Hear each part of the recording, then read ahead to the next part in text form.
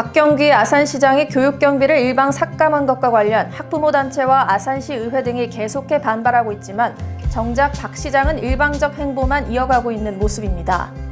고소한 빵 냄새와 딸기향이 가득했던 베리베리 빵빵데이가 시내 곳곳의 빵집에서 진행됐습니다.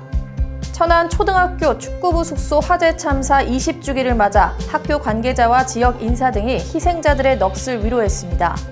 천안시티FC 유소년팀 소속 선수가 응급 상황에 처한 같은 학교 학생에게 빠른 판단을 통한 응급처치를 실시해 소중한 생명을 구해낸 일이 뒤늦게 알려졌습니다. 주식회사 JSB 등 4개 기업이 천안에 630여억 원을 투자합니다.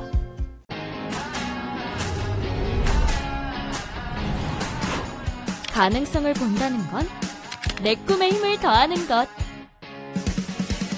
이곳에선 누구나 새로운 날을 발견하고 더 큰 미래를 꿈꾸고 끊임없이 도전하고 우리의 가슴 벅찬 상상이 현실이 되도록 내 꿈의 시너지가 되는 데야. 백석대학교. 안녕하십니까. 아나운서 신소영입니다. 천안TV 주간 종합뉴스 시작하겠습니다. 박경기 아산시장이 교육경비를 일방 삭감하면서 몰고 온 파장이 좀처럼 가라앉지 않고 있습니다. 아산시 학교 운영위원단체와 학부모단체가 이를 규탄하는 집회를 열었는데 이 자리에 모인 학부모들은 박 시장을 집중 성토했습니다. 이에 대해 박 시장은 기자회견을 자청했지만 기존 입장을 되풀이하는 수준에 그쳤습니다. 자세한 내막 지유석 기자가 전합니다. 박경기 아산시장이 교육경비를 일방 삭감한 데 대해 지역 학부모들의 반발이 심상치 않습니다. 아산시 학교운영위원장 협의회와 아산시 학부모연합회는 지난 21일 오전 아산시청 앞에서 집회를 갖고 박 시장을 강력히 규탄했습니다. 이들은 한 사람의 잘못으로 아이들이 권리를 박탈당했다며 박 시장을 성토했습니다. 교육 예산 삭감이라는 것은 정말 말도 안 되는 겁니다. 지금 아이들의 피해가 곳곳에서 나오고 있고요. 이런 일은 다시는 일어나서도 안 된다고 생각을 합니다. 한 사람의 잘못된 행정으로 우리 아이들이 피해를 봐서는 안 된다고 생각합니다. 또 박경기 아산시장이 학생들을 무시한다는 주장도 나왔습니다. 특히나 저희 충남뿐만이 아니라 많은 시도에서 특히 저희 구역원 같은 경우에는요, 재정 자립도가 없습니다. 특히 둔단위는 재정 자립도가 없는 데는 페널티를 먹어요. 야, 교육경비 주지 마. 야, 니네는 잘 살지도 못하면서 무슨 교육경비를 주냐? 너무 감사하게도 그런 페널티를 감수하고도 지역에 있는 학생들을 위해서 많은 시군에서는 교육경비를 삭감하지 않습니다! 그런데 그럼에도 불구하고 지금 현재 아산시는 재정 자립도가 높은 지역도 아닌 셋으로도 충분히 운영이 가능함에도 불구하고 이렇게 독단적으로 교육 경비를 삭감한다라고 하는 것은 아이들을 기본적으로 시민으로 인정하지 않는다고 생각합니다. 아산시 의회까지 22일 여야 일동 전원 명의 성명을 발표하고 박 시장과 더 이상의 협치는 없다고 선언했습니다. 이 같은 반발을 의식한 듯 박 시장은 지난 23일 이 문제에 입장을 밝히겠다며 기자회견을 자청했습니다. 하지만 박 시장은 이 자리에서 장문의 입장을 밝혔는데 그간 밝힌 입장에서 더 나아가지는 않았습니다. 박 시장이 자신의 주장을 고집하면서 교육경비 일방 삭감에 몰고 온 소용돌이는 한동안 돌파구를 찾기 어려워 보입니다. 천안TV 지우석입니다. 이제 어느덧 빵의 도시 천안만의 축제로 자리 잡은 빵빵데이가 지역에서 생산된 딸기를 매개로 한 베리베리 빵빵데이로 시민들을 찾았는데요. 향긋한 딸기 향과 고소한 빵 냄새가 가득했던 베리베리 빵빵데이 현장을 이현자 기자가 소개합니다. 천안에서 재배한 딸기와 지역 빵집이 한화가득 탄생한 베리베리 빵빵데이 행사가 시민들을 찾아왔습니다.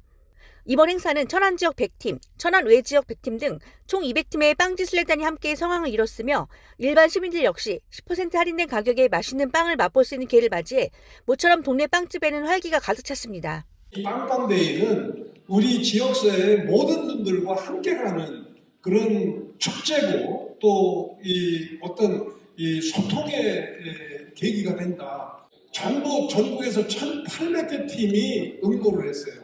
그 중에서 200개 팀, 600명만 선정을 했습니다. 그렇게 이 선발된 분들이 오늘 빵지순례를 병행하는 공식 개막 행사가 열렸던 천안시청에서는 간단한 축하 행사와 함께 천안의 명물 호두과자를 직접 만들어 볼 수 있는 체험 행사도 열려 눈길을 끌었습니다. 지역 농산물인 딸기와 함께했던 빵빵데이는 오는 10월 시민들을 다시 찾아올 예정입니다. 천안TV 이현자입니다. 우리의 바다를 지켜낸 자랑스런 국군 장병들을 기억하는 날로 올해로 8번째를 맞는 서해 수호의 날 행사가 충남 곳곳에서 열렸다고 하는데요. 특히 천안함 피격 사태로 인해 서해 수호의 날을 맞이하는 기분이 남다른 천안시도 먼저 희생된 장병들의 넋을 기리는 시간을 가졌다고 합니다. 조인옥 기자가 보도합니다. 8번째를 맞는 서해 수호의 날을 맞아 김태흠 충남도지사가 관계 공무원들과 함께 대전 현충원을 찾아 숭고한 희생정신을 발휘한 국군 장병들을 위문했습니다. 연평해전과 천안함 묘역을 찾은 김 지사는 자신의 생명을 희생해 조국과 국민들을 지켜낸 호국 영령들을 애도하고 넋을 기렸습니다. 천안함으로 인해 서해 수호의 날과 인연이 깊은 천안시는 천안함 46 용사들을 기리기 위해 태조산에 위치한 천안보훈공원에 위령비를 세워 넋을 기리고 있습니다. 한편 충남 출신 연평해전 전사자는 고 한상국 상사 1명이며 천안함 전사자는 고 최한권 원사, 고 김선호 병장 등 6명으로 알려졌습니다. 천안TV 조인옥입니다. 아산시 의회가 새해 첫 임시회 일정을 보냈습니다. 새로 개청한 의회동에서 열린 새해 첫 회기라 상징성은 남달랐지만 이번 회기는 박경기 시장 등 집행부를 향한 질타가 쏟아졌습니다. 이현자 기자가 보도합니다. 아산시의회 제241회 임시회가 22일 오전 제2차 본회의를 끝으로 회기 일정을 마무리했습니다. 이날 제2차 본회의에서는 아산시의회 공무원 복무조례 일부 개정 조례안 등 18건의 안건을 심의해 가결했습니다. 이번 아산시의회 임시회는 새해 첫 회기인데다 지난 1월 새로 개청한 아산시의회 의회동에서 열리는 첫 임시회여서 의미는 남달랐습니다. 하지만 이번 시의 임시회는 회기 첫날부터 박경기 아산시장의 교육경비 일반 삭감에 대해 집중 성토가 이뤄졌습니다. 더불어민주당 홍성표 의원은 박 시장에 항의하기 위해 단상에서 2023년도 예산안 자료집을 찢는 퍼포먼스까지 취하기도 했습니다. 박 시장에 대한 성토는 제2차 본회의에서도 이어졌습니다. 민주당 김미영 의원과 김은복 의원은 차례로 단상에 올라 5분 발언을 통해 박 시장을 질타했습니다. 김미영 의원은 트라이포트 항만 계획의 실효성을 따졌고 김은복 의원은 박경기 시장이 동료 의원을 대하는 품격에 대해 문제를 제기했습니다. 박경기 아산시장의 트라이포트는 평택항, 당진항, 아산항을 연결하는 것이라고 칭하고 있습니다. 참으로 낯뜨겁습니다. 해양수산부에서는 불가능하다고 합니다. KMI에서도 불가능하다고 합니다. 충남연구원에서도 불가능하다고 합니다. 박경기 시장은 또다시 구체적인 계획이 없고 논의 없는 사업에 3억 5천만 원을 쓰려고 합니다. 평택항, 당진항을 연결하는 본인만의 트라이포트를 머릿속에 그리고 그 그림에 맞는 논리를 만들기 위해 용역을 한다고 합니다. 물론 이번에도 평택과 당진과의 협의는 없었습니다. 박경기 시장께 묻고 싶습니다. 아산시의회를 존중하고 계십니까? 17명의 의원들을 존중했다면 철야 천막농성을 했겠습니까? 그리고 아이들의 교육 예산을 지키고자 거리로 나선 시민들을 존중하고 계십니까? 존중했다면 그분들이 농성을 통해 삭발까지 단행하지는 않았을 것입니다. 아무런 대안도 없이 교육 예산 미집행으로 교육의 기회를 박탈당한 아이들을 존중하지 않는 박경기 시장을 본 의원은 질타하지 않을 수 없습니다. 박 시장에 대한 성토는 본회의가 끝나서도 이어졌습니다. 아산시의회 여야의원 전원은 본회의 후 성명서를 발표하고 박경기 아산시장의 교육경비 일반 삭감 조치를 규탄했습니다. 하지만 이날 본회의에 박 시장은 연가를 내고 참석하지 않았습니다. 박 시장은 이날 오후 대전지법 천안지원에서 열린 3차 심리에는 모습을 드러냈습니다. 공직선거법 위반 혐의로 재판을 받는 박 시장이 본회의에 참석하지 않은 이유를 짐작케 하는 대목입니다. 천안TV 이현자입니다. 20년 전 있었던 천안 초등학교 축구부 합숙소 화재 사건은 우리나라 운동부들의 합숙 문화를 바로잡는 데 큰 역할을 했을 만큼 당시 많은 충격을 안겨줬던 사건이었는데요. 20주기를 맞아 학교 측에서도 먼저 간 9명의 꿈나무들을 위로하기 위해 조촐한 추모제를 가졌다고 합니다. 최영민 기자가 현장에 다녀왔습니다. 2003년 3월 대한민국 스포츠계는 큰 충격에 빠졌습니다. 천안초등학교 축구부 숙소 화재 참사로 인해 9명의 아까운 축구 꿈나무들이 희생됐기 때문입니다. 이들의 희생으로 인해 우리나라 운동부 합성 문화는 많이 변화됐고 그로 인해 지금까지 건강한 학생 선수 문화가 정착되고 있습니다. 천안초 축구부 화재 참사 20주기를 맞아 박상돈 시장을 비롯한 지역 인사들과 학교 측 관계자 그리고 축구부 후배들이 모여 조촐한 추모식을 가졌습니다. 현직 자치단체장으로는 처음으로 추모식을 찾은 박 시장은 이들의 희생이 밑거름이 돼 지금의 천안축구의 발전이 이루어졌다며 고마움과 함께 추모의 뜻을 전했습니다. 이 어린이들이 그대로 자랐으면 아마 그 대한민국 축구계에 큰 역할을 했었을 것이라는 그런 생각을 해봅니다. 그 당시에 그 엄청난 그 사고로 인해서 전국 각급 학교에 그 합숙소가 대대적으로 정리가 되고 오늘날 새로운 체제로 운동부가 육성이 되고 있는 모습을 보면 가슴 아픈 기억을 바탕으로 우리 사회가 학교 체육에 대해서 좀 더 반성하는 계기가 됐었습니다만 그 이후 저희는 2004년에 천안 축구센터를 유치했고 2008년에는 천안시청 축구팀이 발족을 해서 오늘날에는 프로팀으로 이렇게 성장을 해가고 있습니다. 이 모든 것이 어린 학생들이 희생을 딛고 이렇게 성장해온 우리 지역사회의 축구사라고 해도 과언이 아닐 것 같습니다. 우리나라 엘리트 스포츠 문화를 획기적으로 바꾼 전환점이 된 20년 전 사건이 앞으로는 어떤 모습으로 기억될지 건강한 사회를 만들기 위해 우리 모두가 생각해 봐야 할 일입니다. 천안TV 최영민입니다. 충남도 의회 안종혁 의원이 세계로 뻗어가는 충남 프랜차이즈 육성을 위해 각계 전문가들과 함께하는 연구 모임을 시작해 눈길을 끌고 있는데요. 박승철 기자가 자세한 내용 전해드립니다. 충청남도의회가 안종혁 의원이 대표인으로 참여하는 충남 프랜차이즈 산업 육성 및 지원을 위한 연구 모임을 발족했습니다. 지난 21일 가진 첫 회의에서는 안 의원을 비롯한 지역의 유력 프랜차이즈 기업 관계자 및 전문가 등이 참여했습니다. 이들은 앞으로 지역 내 프랜차이즈 현황과 성장 및 저해 요인, 지원 방안 모색 등에 대해 다방면을 논의하고 그 결과를 바탕으로 실효성 있는 정책 제안을 제시할 예정입니다.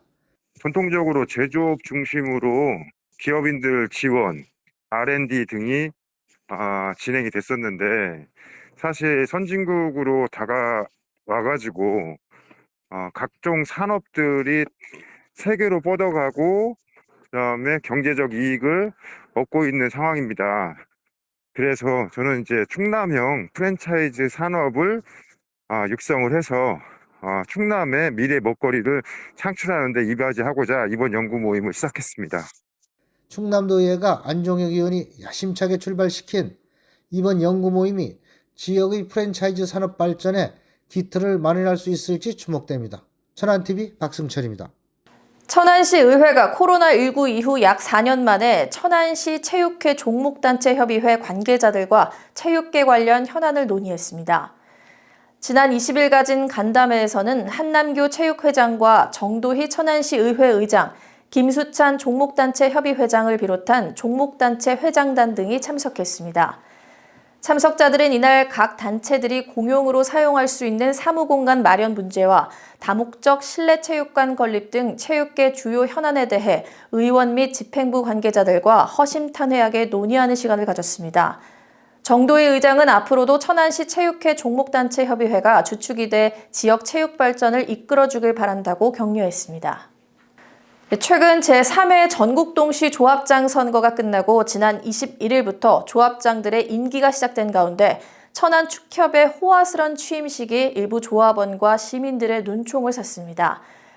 지난 20일 목천읍의 한 웨딩홀에서 열렸던 전관규 천안축협 조합장의 취임식에는 약 1000여 명에 가까운 인파가 몰렸으며 마치 정치인들의 출정식을 방불케 했다는 게 참석자들의 전언입니다. 천안TV가 이 같은 문제에 대해 취재를 시작하자 전관규 조합장과 천안축협 측은 전 조합원에게 초대장을 보냈고 이들 중 대부분이 참석한다는 회신을 보내 생각보다 많은 인원이 참석한 것은 사실이라고 전했습니다. 그러면서 워낙 많은 인원이 찾은 탓에 넓은 공간을 이용할 수밖에 없었다며 앞으로 축산 현장의 어려움을 현장에서 챙기고 낮은 자세로 하루를 열흘처럼 일하는 조합장이 될 것이라고 밝혔습니다. 천안시티 FC 18세 이하 팀인 천안공고 소속의 한 축구 선수가 기절해 있는 학생에게 빠른 응급처치를 실시해 소중한 생명을 살린 미담이 알려져 큰 화제를 보고 있습니다. 축구단에 따르면 천안공고 2학년 학생이자 천안시티 FC 18세 이하 팀 골키퍼인 김민호 선수는 지난 14일 교내에 쓰러져 있던 학생을 발견하고 즉각 기도 확보와 심폐소생술을 실시했으며 구급차가 올 때까지 쓰러진 학생을 안심시키며 병원까지 안전하게 인계하는 데 큰 역할을 했습니다. 조성용 감독은 김민호 선수가 팀 내에서도 후배들을 잘 다독이며 팀을 이끄는 선수라면서 앞으로도 축구뿐 아니라 바른 심성을 갖고 성장하는 선수가 되길 바란다고 격려했습니다. 주식회사 JSB를 비롯한 4개 기업이 천안에 둥지를 틀며 630여억 원의 투자를 약속했다고 하는데요. 자세한 내용 최영민 기자가 전해드립니다. 천안시가 충청남도와 함께 경쟁력 있는 국내 4개 기업과 630여억 원 상당의 투자 협약을 체결해 지역경제 발전에 불씨를 더욱 지폈습니다. 이번 투자 협약을 통해 천안의 둥지를 튼 담배 필터, 자동차 부품, 반도체 장비 부품, 전기차 배터리 부품 등을 생산하는 4개 기업은 선거 일반 산업단지와 개별 입지 등 27,300여 제곱미터에 달하는 부지에 추가 공장을 신축하거나 이전하는 사업을 진행하게 됩니다. 이들 중 주식회사 JSB는 320억 원을 투자해 담배 필터를 생산할 예정이며 70명을 신규 고용합니다. 또한 주식회사 한창 EGM은 147억 원을 투자해 입장면에 추가 공장을 신축하며 CN디세미 주식회사는 천안 테크노파크 산단에 둥지를 틀고 주식회사 천일전공은 65억 원을 투자해 공장을 증설합니다. 이들 4개 기업이 지역의 많은 고용 창출 효과를 통해 얼마나 큰 시너지를 가져다 줄지 관심이 모아지고 있습니다. 천안TV 최영민입니다.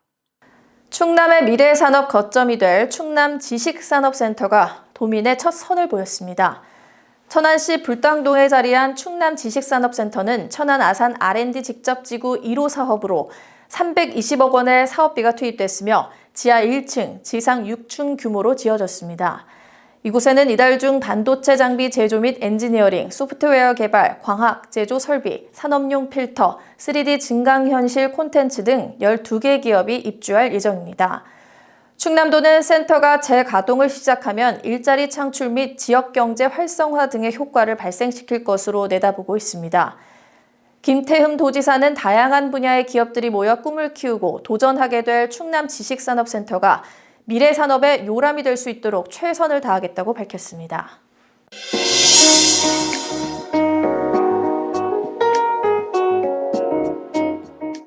네, 천안TV 초대석 이번 시간에는 최근 느그 아버지 뭐하시노라는 간증집을 펴낸 아산 뿌리교회 김진영 목사님을 모셨습니다. 이 목사님은 이 책에서 안타깝게 생을 마감한 동생인 고 김진규 목사를 향한 애끓는 마음을 표현하기도 하셨는데요. 모시고 자세한 이야기 나눠보도록 하겠습니다. 안녕하세요. 예, 안녕하세요. 반갑습니다. 네, 반갑습니다. 네. 활짝 웃으시는 모습이 굉장히 환해지는 기분이 드는데요. 앞서 뿌리교회 목사라고 소개를 해드렸습니다. 몸 담고 계신 뿌리교회에 대한 소개 부탁드릴게요. 네, 그 뿌리교회는요, 아산 배방에 개척한 지 만 7년이 됐습니다. 그리고 처음 개척할 때부터 아무런 연고가 없는 곳이기 때문에 요즘에 보험회사에 처음에 들어가는 FC라고 하나요? 그런 분들도 영업을 처음 시작할 때는 그 지인들을 상대로 먼저 시작을 하거든요. 뭐 부모님이라든지 뭐 형제라든지. 그래서 교회도 사실은 이제 전도를 한다 그러면 관계 전도라고 그래서 사람들 좀 많이 알고 친한 사람한테 다가가기가 쉽기 때문에 아무런 연고가 없는 곳에서 어떤 그런 교회가 교회되기 위해서는 좀 많이 좀 사람들하고 친해지기 위해서 그런 노력을 하기 시작했었고 붕어빵을 구우면서 사람들과 좀 친분 있게 지내는 그런 교회 예. 되기 위해서 뿌리교회가 또 개척됐습니다. 네. 네, 제가 이렇게 책을 갖고 왔는데 아버지를 주제로 한 자전적 이야기 느그 아버지 모아시노라는 제목으로 이렇게 책을 펴내셨습니다. 저는 이 제목이 사실 이게 저희가 많이 좀 봐왔던 그런 어디 유명 예, 영화에서 영화, 많이 예, 보던 대사죠, 대화잖아요. 대사, 네. 그래서 보자마자 딱 눈에 들어왔는데 사실 제목이 좀 궁금하거든요. 실제로 예. 제가 신학교, 그러니까 목사가 되기 위해서 신학교를 처음 들어갔을 때 제 외모가 좀 워낙 그렇지 않습니까? 네? 어떤가요? 서울 사람 같잖아요. 지금 몸이 이런데 처음 신학교 들어갈 땐 더 컸어요. 지금은 예. 한 20여 킬로 정도 더 컸는데 그때 전혀 신학교에 들어올 만한 사람이 아닌 것 같은데 들어오니까 선배님들이 저한테 처음에 물어보시는 질문이 그거였었어요. 누가 아버지 뭐 하시노? 거기에 대한 그 에피소드가 한 꼭지 그 책에 들어가 있거든요. 그래서 그 책의 제목이 이제 누가 아버지 뭐 하시노가 되는 것이죠. 그렇군요. 너무 재밌다는 생각이 들었는데요. 또 약간 또 그런 중의적인 표현도 들어가 있을 거라고 생각이 드는데요. 뭐 중의적 의미라기보다는 네. 그 질문 때문에 그 아버지에 대한 그렇게 생각하면 중의적 의미도 되겠네요. 네네. 그 아버지에 대한 감정이나 어떤 그런 것들이 좀 성인이 돼서 제대로 좀 정립되고 정리가 된 그런 질문이기도 합니다. 예. 이 책 속에서는 사고로 이제 숨진 동생 고 김진규 목사님을 향한 그리움, 그런 슬픔이 묻어나고 있는데요. 동생 이야기 좀 여쭐 수 있을까요? 예, 저는 3형제 중에 둘째입니다. 예. 그리고 그 책에도 나오지만 저희 아버지가 해병대 특수수색대를 나오시고 월남전 참전하시고 아주 나중에서야 제가 어른이 돼서 깨달은 건데 저희 아버지는 전쟁 후유증을 겪으셨어요. 그러니까 전쟁 후유증을 겪으셨기 때문에 삼형제를 좀 폭력적으로 키우셨거든요. 좀 엄하게 네네네. 키우셨군요. 그리고 저희 아버지는 직업이 교회 관리 집사였었습니다. 예. 교회에서 청소하시고 경비하시고 이런 일 하셨는데 폭력적으로 이제 자라다 보니까 저희 삼형제가 이렇게 우리는 나중에 커서 교회 다니지 말자 이렇게 얘기할 정도였었거든요. 근데 나중에 커 보니까 다 목사가 됐어요. 네. 제 동생이 이제 저희 형과 저를 따라서 목사가 됐는데 이 친구가 목사를 갑자기 그만두면서 선교사로 헌신하겠다 해서 선교사 이제 훈련을 받다가 예. 성지순례객들을 인솔해서 이집트로 가서 육로로 이스라엘로 넘어가는 중에 자살폭탄 테러범에 의해서 한국인 성지순례객을 대상으로 한 자살폭탄 테러범의 폭탄 테러로 그때 한국인 4명이 숨지는 사건이 2014년 2월에 있었거든요. 그때 이제 제 동생이 그 중에 사망자 중에 한 명이었었는데 그 친구가 이제 그 성지순례를 갔던 이유는 아랍인을 상대로 선교를 하는 게 그 사람의 비전이었기 때문에 터키라든지 이집트라든지 이쪽 이런 지역을 성지순례를 하는 것 때문에 갔다가 이제 그런 일이 벌어진 거였었어요. 그때 제 동생의 나이가 32살인가 33살인가 그랬었습니다. 젊은 네네, 나이시죠. 상당히 어린 나이죠. 예. 그렇게 갑자기 뭐 인사도 없이 갑자기 세상을 떠나다 보니까 그냥 어느 순간 동생 생각만 하면 눈물이 나고 지금도 어차피 성인이 돼서 결혼하고 각자 일을 좀 하다 보면 자주 만날 수는 없거든요. 그러니까 그때나 지금이나 그냥 어디 그냥 동생 있는 것 같아요. 저희 아버지도 그렇고 저도 그렇고 저희 형도 그렇고 그냥 문득 그 생각이 나면 눈물이 나고 좀 그리워지고 그러고 있죠. 네. 이 슬픔은 어떻게 헤아릴 수가 없겠지만, 네. 어쨌든 또 다른 이야기로 해보자면 네네. 한동안 또 이제 목회 활동을 하시면서 붕어빵을 나눠주신다고 아까도 말씀을 해주셨는데 네네. 그래서 이 아산 배방 지역에는 소문이 굉장히 자자했다고 들었는데요. 지금도 계속 하고 계신? 지금은 하지 못하고 있습니다. 그 개척을 하고 나서 지금 만 7년이 됐는데 5년 정도를 붕어빵을 계속 돌렸고요. 그 시기가 코로나 직전까지죠. 코로나 때는 사람들을 만날 수 없었으니까 붕어빵을 못했고요. 코로나 시기에 많은 상가들이 좀 어려워지다 보니까 상가들이 많이 바뀌면서 저희 동네에 붕어빵 장사하시는 분이 2분이 생겼어요. 네. 그러다 보니까 전도를 하려면 아무래도 붕어빵을 지금 공짜로 나눠드려야 되거든요. 그 붕어빵을 나눠주게 된 계기가 일단 전도가 첫째 목적이었으니까 아무런 연고가 없는 곳에서 사람들하고 친해지기 위해 했던 거였고 그래서 했던 거였는데 그렇게 장사하시는 분들이 생기다 보니까 그분들한테 뭐 전도 대상자이기도 한 그런 분들한테 피해가 되면 안 되니까 지금 붕어빵 전도를 하고 있지 않습니다. 네. 그리고 요즘 사실 이거 좀 조심스러운 이야기일 수도 있는데 화제라고 하면 또 화제라고 해야 될지 OTT 다큐멘터리 나는 신이다를 보셨나요? 예, 봤습니다. 네. 그래서 사실 좀 어떤 그런 종교라는 그런 교회의 이미지가 사실 그런 여론이 더 나빠진 것 같은데 목사님으로서 좀 어떤 말씀 해주실 수 있으실까요? 그거 보면서 상당히 좀 안타깝더라고요. 예. 왜 그러냐면 그 단체들은 이단이고 사이비들인데 일단은 사용하는 언어가 지금 교회하고 똑같습니다. 주님, 뭐 메시아, 또 십자가, 뭐 예수님 뭐 이러다 보니까 그런데 그런 상황들을 보면서 교회를 알지 못하시는 분들은 그 교회하고 그냥 한통속이라고 다 여기시거든요. 예. 그게 좀 안타깝고요. 반대로 교회 그러면 부정적 사건들이 좀 많이 있었습니다. 사실 지금까지 이단 사이비 뭐 그런 단체들과는 별개로 실제 정통 개신교단 안에서도 그런 부정적인 일들이 좀 많긴 했었는데 사실은 사회라든지 많은 사람들이 교회의 긍정적인 부분보다는 부정적인 부분들을 훨씬 더 많이 기억해 주세요. 이거는 제가 볼 때 그래도 교회는 그래도 목사는 어느 정도 좀 수준이 있는 어떤 그런 부분들을 좀 이렇게 요구하시는 것 같아요. 그런 기대감도 있고요. 그렇죠. 그런 데서 좀 무너지다 보니까 어느 정도 이렇게 교회가 목사가 긍정적인 부분들을 보여준다 그러면 그건 애초에 그런 사람들이고 그런 단체니까 그렇다 치더라도 부정적인 걸 보면 어떻게 교회가 그럴 수 있느냐 그렇게 되거든요. 이건 교회의 책임인 것 같습니다. 그냥 사람들의 어떤 기대감도 좀 있는 것이고 그런 기대감에 좀 부응하기 위해서 훨씬 더 교회에 대한 어떤 책임감 있는 그런 행동을 좀 보여줄 필요가 좀 있는 것이죠. 예전에 그 목회 멘토링이라는 책에 보시면 그 김관성 목사님께서 하신 말씀인데 제가 원전을 찾지 못했습니다. 그런데 그분이 그 한 꼭지 그런 말씀 하셨어요. 유시민 씨가 보건복지부 장관이 되기 전까지는 그냥 그 교회에 대한 부정적인 인식이 좀 있었는데 보건복지부 장관이 되고 나서 대한민국의 복지 현황을 좀 보다 보니까 대한민국의 개신교단이 대한민국 자체에 영향을 주고 있는 이 복지 수준이 상당히 높더라.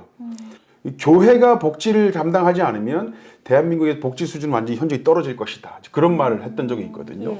근데 그런 부분들, 그런 긍정적인 측면들.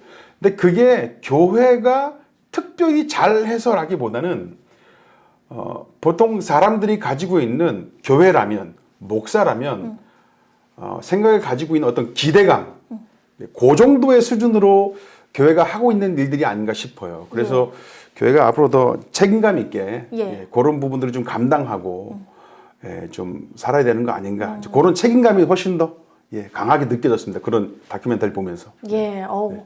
잘못된 이제 이단 같은 경우에는 사실 전혀 이제 교회와 상관없는 맞습니다. 그런 것인데 이제 고발하는 부분을 떠나서 어쨌든 교회에 이제 긍정적인 좋은 그런 영향력 있는 그런 소식들이 조금 더 많이 저희가 알게 됐으면 좋겠습니다. 자, 그럼 저희 또 이제 많은 얘기를 나눠봤는데 이렇게 저희 스튜디오 나오셔서 천안TV 시청자 여러분들께 또 마지막으로 한 말씀 부탁드릴게요. 코로나 시기에 이 미디어 자체가 많이 발전된 것 같아요. 그리고 미디어를 제작하는 단체 또는 시청하거나 청취하는 사람들의 수준도 상당히 높아졌거든요. 천안TV는 사실 제가 볼 때 기독교 TV는 아닌데 이게 목사를 초청해서 이렇게 인터뷰를 한다는 건 천안TV가, 천안신문, 천안TV가 얼마나 수준 있는 곳인지 제가 또 알게 됐고 또 저의 이런 또 이야기를 또 경청해 주시는 시청자분들의 수준도 높아서가 아닌가 그런 생각이 듭니다. 코로나 시기를 지나왔습니다.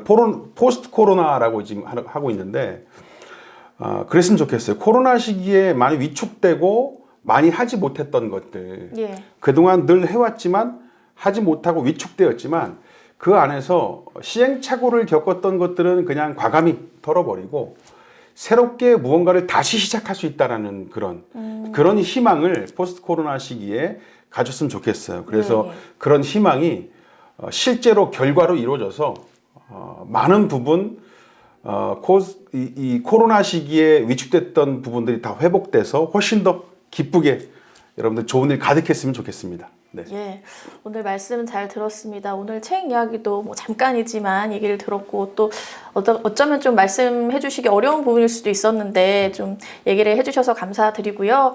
그리고 앞으로도 목회 활동을 통해서 지영민과 함께 하실 목사님을 응원하면서 오늘 이 시간 인터뷰 마치도록 하겠습니다. 목사님 감사합니다. 네, 감사합니다. 정의당엔 정의가 없고 민주당엔 민주가 없으며 국민의힘엔 국민이 없다. 요즘 국회를 지켜보는 우리 국민들은 이 말에 무척 공감할지도 모르겠습니다. 국회에서 활동하는 300명에 가까운 국회의원들은 늘 국민의 목소리를 대변한다고 합니다. 이들 하나하나가 입법기관이요, 헌법기관이지만 자급의 모습을 보면 이들이 국민을 대변하는 것인지 자신들의 정당의 이익을 대변하는 것인지 의아할 정도입니다. 계몽주의 사상가이자 교육자였던 루소는 유권자는 선거를 할 때만 주인이 될 뿐이고 선거가 끝나면 다시 노예제로 돌아간다고 했습니다. 루소는 유권자와 정부의 이른바 사회적 계약이 민주주의의 기초라고 믿었지만 정치인들은 그렇지 못하다고 보고 있었습니다. 그는 진정한 민주주의에서는 국민이 주인이며 정부는 오로지 국민의 뜻을 받들기 위해 존재한다고 주장합니다. 그렇다면 지금 우리 곁에 있는 국회의원들은 어떨까요? 선거만 끝나면 의례 자기가 주인이 된 것처럼 행동하진 않나요?